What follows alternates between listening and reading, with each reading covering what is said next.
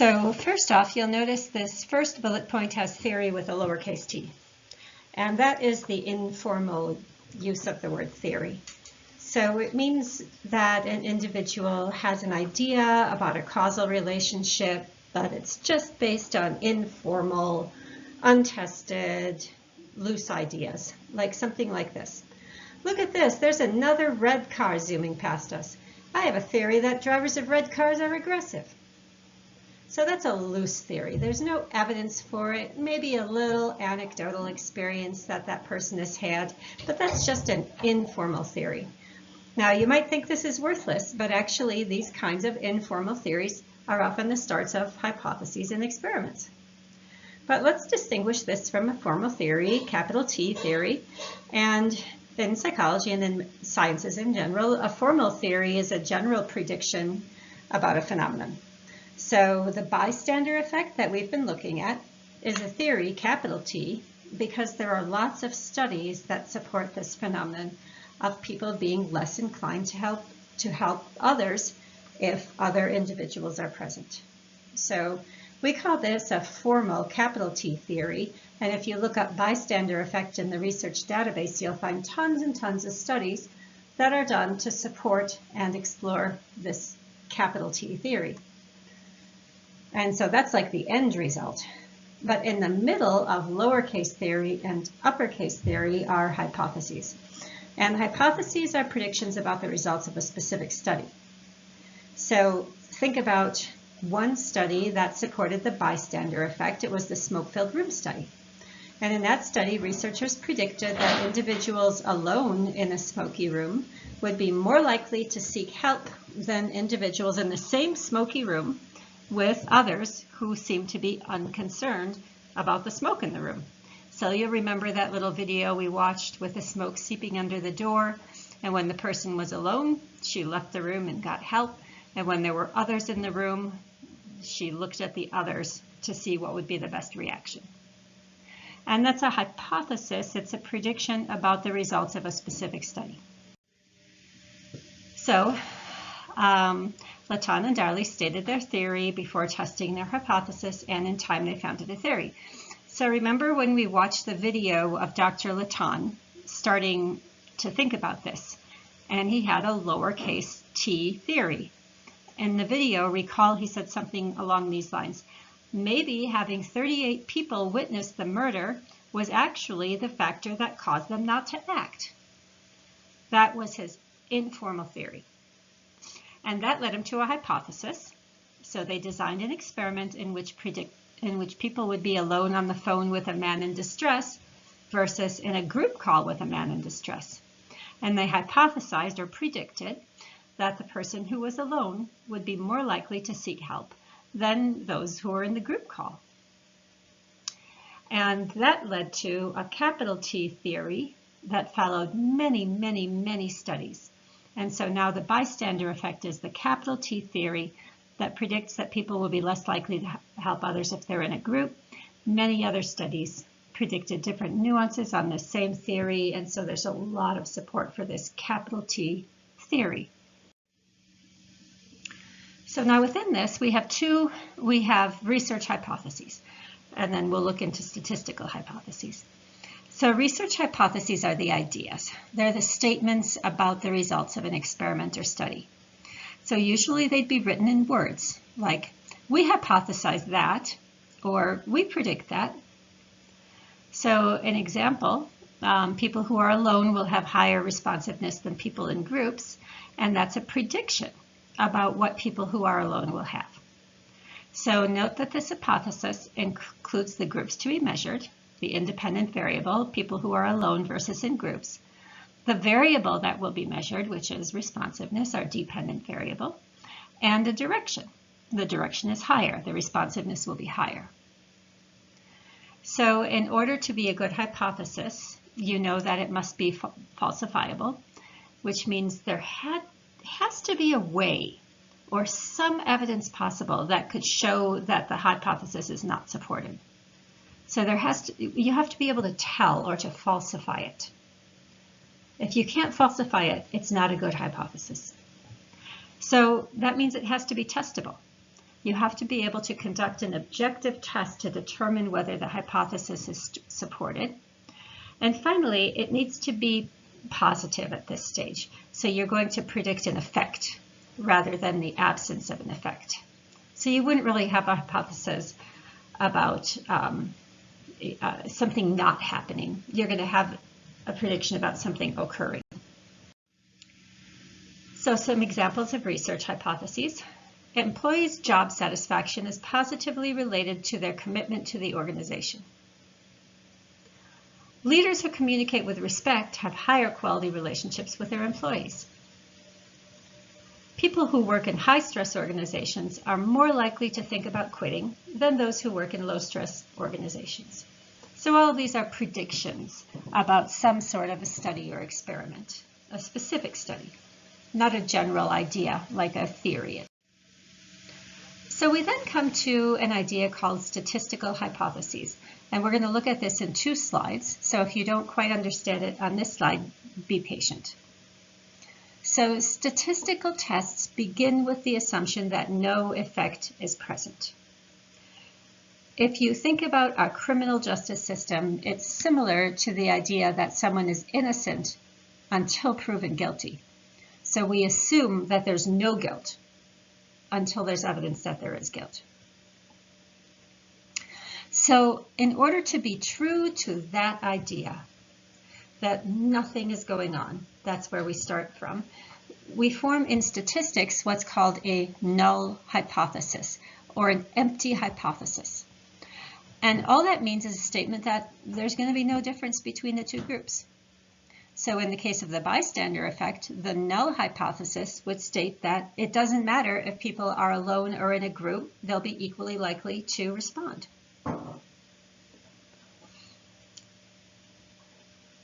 So here's that example. Individuals who are alone in a smoke-filled room will have average responsiveness levels no different from individuals not alone in a smoke-filled room.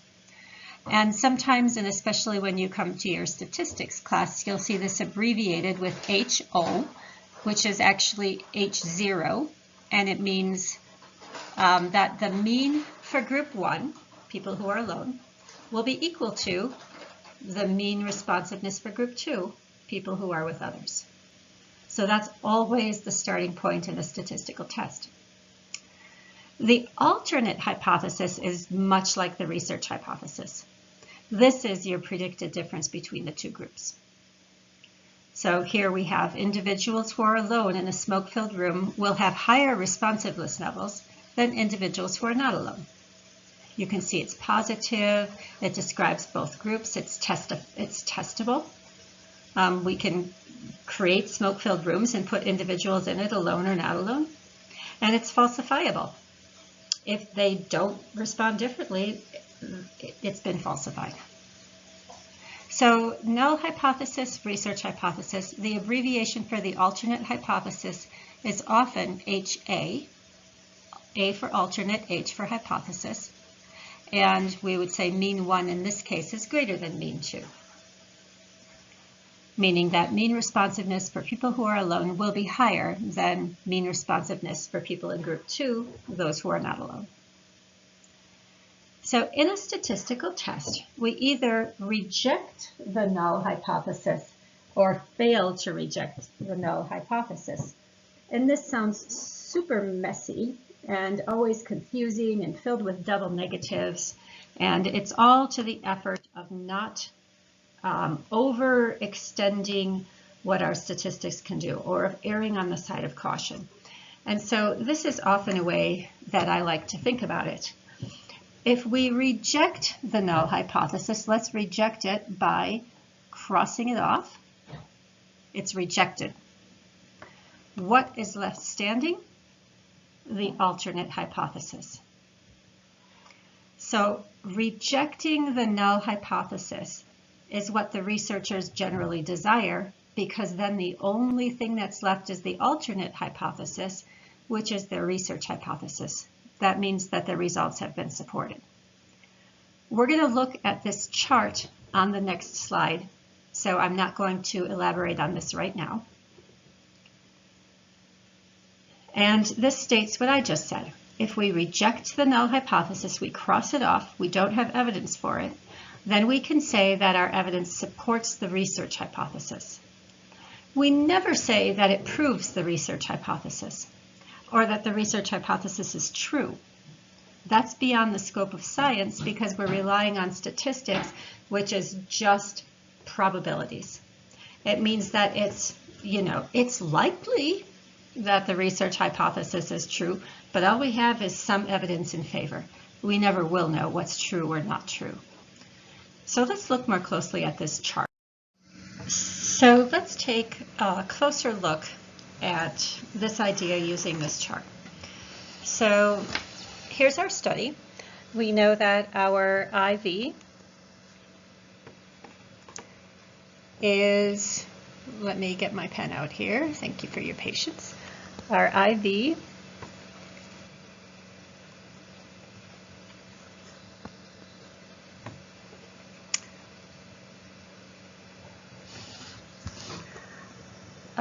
in the example we have been using is alone versus not alone.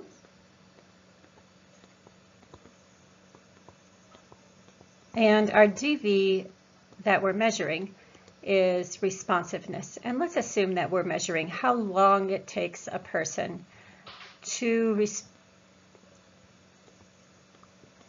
respond and do something about the smoke-filled room. So on this x-axis, we have the set of all possible results. And in this case, we're looking at time to respond. So let's write that down here, time to respond. And let's say on the very low end, you have someone who responds immediately, 0 seconds. After the smoke comes into the room, they have leapt up and they're responding. And so 0 seconds. And let's say on the high end up here, you have someone who sits in that smoke-filled room for 60 minutes. Okay? Now, most people are going to be somewhere in the middle. Okay? So that's why this up here says the most likely observation. So most of them are going to be around in here. They're going to be at the midpoint for how long it takes to respond. And these aren't people in either condition. These are just people in general. How long does it take people in general to respond to a smoke-filled room? Most people are going to be somewhere in the middle here. But a few rare individuals will be way up here taking a really long time to respond. And a few rare individuals will be way here taking just seconds to respond so very quickly. Okay? And so now let's imagine that we know what this is. We know what most people will do. So this is a distribution of randomly selected people. This is the number of people, how long it takes them to respond. So let's say this average up here is, let's make this 30 minutes so that we have a little more realistic, and let's say 15 minutes on average as this room begins to fill with smoke. And so maybe right around here we have 21 minutes, 27 minutes, here we have 5 minutes, here we have 10 minutes, so we could probably go 20 and 25. So these are the minutes on the bottom here. So most people are going to fall in here. And let's draw a line around the bottom here. Okay? And so what we're looking for is the high end of the distribution. So we're saying that people who are with others in a room are going to have lower responsiveness or take more time to respond than individuals who are not alone. That's our hypothesis. So we start out by saying there's going to be no difference. These people who are alone are not going to be any different from people who are not alone. That is, the data point for people who are alone, here are our alone people, are going to be in here. These are all our individuals who are alone, and their mean is going to be right about here. Okay, and it's going to be the same for people who are with others in a group. So we'll make these G's, and so we're saying their mean is also going to be right here. All right. Now let's say that our time to respond is much longer for people who are in a group. Okay, in that case, our G people would be tending to be up here. And that's really different from what we would expect by chance. In fact, p-value means probability, and there would be only a 5% chance, 0.05. The probability is only 5% that we would get a result like this by chance. It's very unlikely that we would get this result by chance. Okay, so our null hypothesis says no difference. Our alone people are the same as our people in a group, the same as the population in general. Our alternate hypothesis is suggesting that there's going to be higher responsiveness or quicker speeds for those who are alone than those who are not alone. And if we set our alpha level to 0.05, this means that we won't reject the null hypothesis unless there is lower than a 5% chance of this kind of responsiveness in a group occurring by chance. And so 5% is what we usually look for in psychology.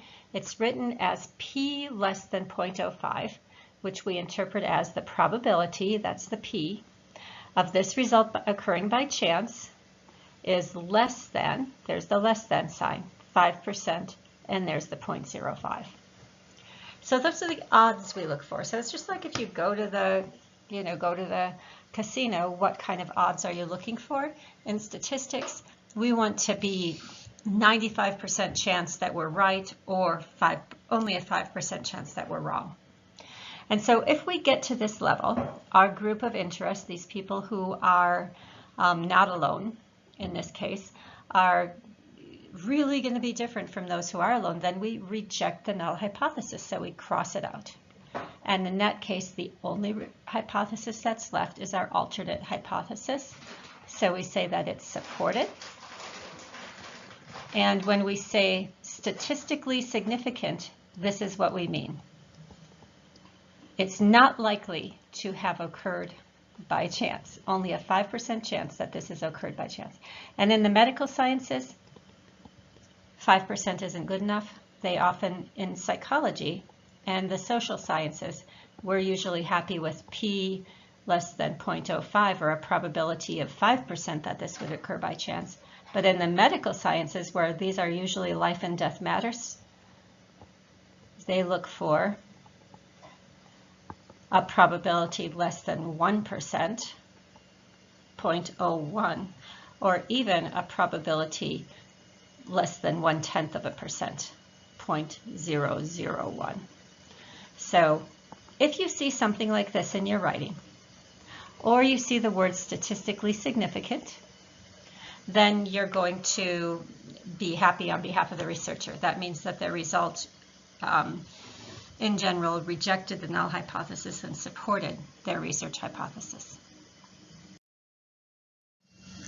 And so what is a null hypothesis? A null hypothesis is a form of hypothesis that is deemed true until proven wrong based on experimental data. And this true is in these quotation marks because we know that nothing is really true. These are just probabilities. And as I indicated before, this is the same as the idea that, in theory at least, is held in our court system, innocent until proven guilty. And usually, it's not that often that we prove anything. We just have evidence. Usually it's just evidence that seems to outweigh the likelihood that the person is innocent. And what do these hypotheses look like? Let's see if we can move forward here. What does a null hypothesis look like? Here are some examples. Again, it assumes there's no relationship between two variables and that controlling one variable has no effect on the other. In other words, cats show no preference for food based on shape. Very likely the researcher thinks there is some difference, but the null hypothesis, the starting point in statistics, says there's no difference. Innocent until proven guilty. Second example, plant growth is not affected by light color. Now, the researcher probably thinks there is an effect, but always the researcher starts by assuming there's no difference until there's evidence supporting this hypothesis by rejecting the null hypothesis. Age has no effect on musical ability.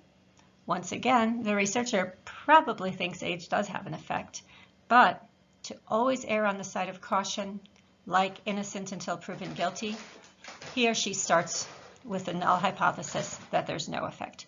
So when you're looking for these in our little practice assignments, you're looking for something that says there's no difference, no effect.